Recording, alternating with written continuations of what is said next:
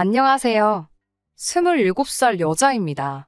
저에게는 1년 사귄 2살 연상의 남자친구가 있었고, 올해 가을에 결혼을 앞두고 있었습니다. 하지만 무개념 신우 때문에 아무래도 결혼이 아니라 파혼하게 되었네요. 저희 부모님은 서울 중심 상권에서 제법 큰 규모의 중식당을 하고 계십니다. 조부모님께서 하시던 식당을 물려받아 2대째 운영을 하고 있어요. 덕분에 매스컴도 몇 번 탔기에 장사가 잘 되는 편입니다. 그리고 저는 부모님께 충분한 경제적 지원을 받아 어려서부터 큰 어려움 없이 잘할 수 있었습니다. 서울에서 중위권 대학을 나와 취업하기가 쉽지 않더라고요. 그래서 1년간 공무원 시험 준비를 했고 9급 공무원이 되었습니다. 안정적인 직장이었기에 부모님은 매우 좋아하셨지만 제가 원하는 길이 아니더라고요. 곰곰이 생각해보니 저 역시 부모님처럼 제 가게를 가지고 싶었습니다. 부모님께 이 생각을 말씀드리니 무조건 안 된다고 하셨어요. 안정적인 직장을 다니다가 좋은 남자를 만나서 결혼했으면 좋겠다고 하셨습니다. 하지만 저는 정말 제 가게를 차리고 싶었어요. 계속 제가 고집을 피우니 그러면 일단 자본금부터 만들라고 하시더군요. 공무원 월급으로 가게 자본금을 만드는 게 쉬운 일은 아니었지만 아껴 쓰고 또 아껴 쓰니 안 될 것 같던 그 돈이 결국 모이게 되었어요. 한 2년 정도 지났을 무렵 부모님이 제 진심을 알아주셨고 투자 형태로 제가 가게를 열 수 있도록 도와주셨어요. 당시 동네에 제가 자주 가던 화장품 가게가 있었는데 마침 가게 주인이 해외로 이민을 간다고 했고 덕분에 제가 그 가게를 시세보다 저렴하게 인수할 수 있었어요. 그리고 그러는 와중 저에게도 남자친구가 생겼습니다. 남자친구에게는 8살 많은 누나가 있었어요. 남자친구는 자상하고 좋은 사람이었어요. 경제적으로 넉넉한 집안에서 자란 사람은 아니었지만 데이트하는 동안 돈 문제로 저와 어떤 트러블도 없이 깔끔했어요. 결혼을 하게 되면 반반 결혼을 하기로 했고요.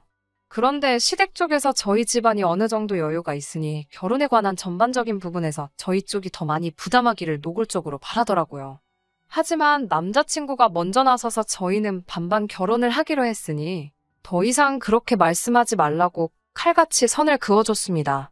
그래서 저도 크게 걱정하지 않았어요. 시부모님도 더는 말씀하지 않으셨고요. 그런데 문제는 신우였어요. 상견례를 하고 며칠 지나서 하루는 신우에게 연락이 왔어요. 신우는 저에게 아무리 젊은 사람 둘이 반반 결혼을 하기로 했다지만 우리 집 사정 뻔히 알면서 그러는 건 좀 아니지 않냐고 하더라고요. 그러면서 경제적 여유가 있는 쪽이 좀 더 부담하는 게 뭐 어때서 그렇게 인색하게 구냐더군요.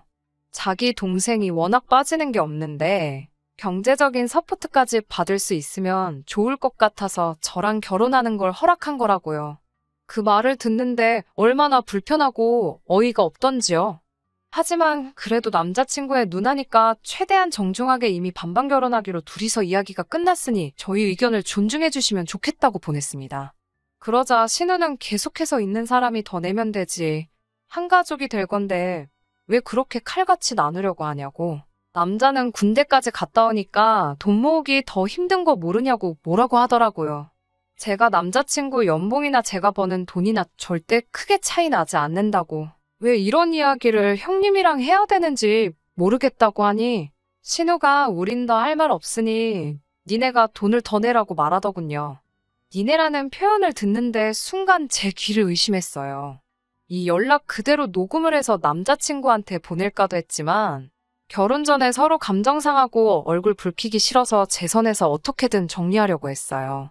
주변 친구들도 결혼 전부터 신우한테 밉보이면 답 없다고 그냥 돈 좀 더 쓰고 털어버리라고 하더라고요. 남자친구에게 최대한 상황을 순화해서 알리면서 벌써 신우 노릇을 하려는 것 같은데 나는 예애하면서는 못 사니까 집 혼수 다 해주는 그런 여자 찾으라고 했어요. 그러자 남자친구가 그건 누나 생각일 뿐이고 자기랑은 전혀 상관없다고 펄쩍 뛰더라고요.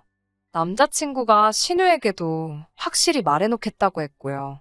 확실히 말하긴 했는지 신우한테 더 이상 별다른 연락이 없기에 이제 모든 게 해결된 줄로만 알았습니다.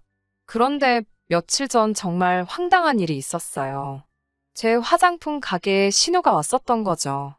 가게는 남자친구에게 지나가는 말로 물었고 남자친구도 별 생각 없이 말해줬대요.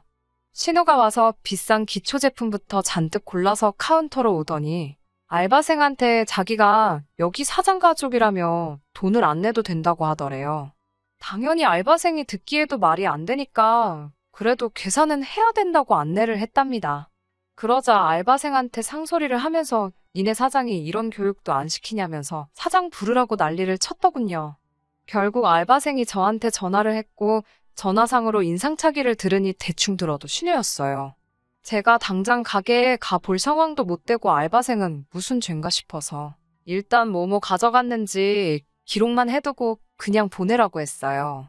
전화를 끊고 나서 이게 무슨 말도 안 되는 상황인가 싶어 한참을 넋이 나가 있었습니다. 아직 결혼도 안 했는데 나를 뭘로 보고 이러나 싶더라고요. 남자친구한테도 말하지 않고 혼자 며칠을 고민했어요. 이 결혼을 해야 하나 말아야 하나 싶어서요. 고민 끝에 파혼을 할 때 하더라도 신우에게 할 말은 해야겠더라고요. 신우에게 전화를 했습니다. 신우에게 저희 가게 오셔서 물건 가져가신 것 때문에 전화드렸다고 하자 대뜸 직원 교육 똑바로 시키라고 하더라고요. 자기가 그렇지 않아도 너무 기분이 나빴다면서 연락하려던 참이었대요. 어떻게 자기를 거기에 10분도 넘게 서 있게 할 수 있냐면서요. 황당했지만 그게 요점이 아니었기 때문에 신우에게 직원은 잘못한 거 없다고 딱 잘라 말했습니다. 그러면서 제가 신우가 가져간 물건들은 일단은 제 돈으로 채워 넣었고 제가 계좌번호 보내드릴 테니까 거기로 돈 보내주시면 된다고 했어요. 그러자 신우가 황당하다는 듯이 아니 가족끼리 필요한 게 있으면 서로 주고받고 하는 거지 무슨 소리를 하는 거냐고 하더군요. 저도 이 가게 부모님이 투자해 주신 거고 저도 사장으로서 가게 매출에 신경 써야 하는 거라고 저 이거 취미로 하는 거 아니에요. 자선 사업도 아니고요라고 맞받아쳤습니다. 그리고 신우 말대로 우리가 가족이면 서로 더 팔아줘야 하는 거 아니냐고 따졌어요.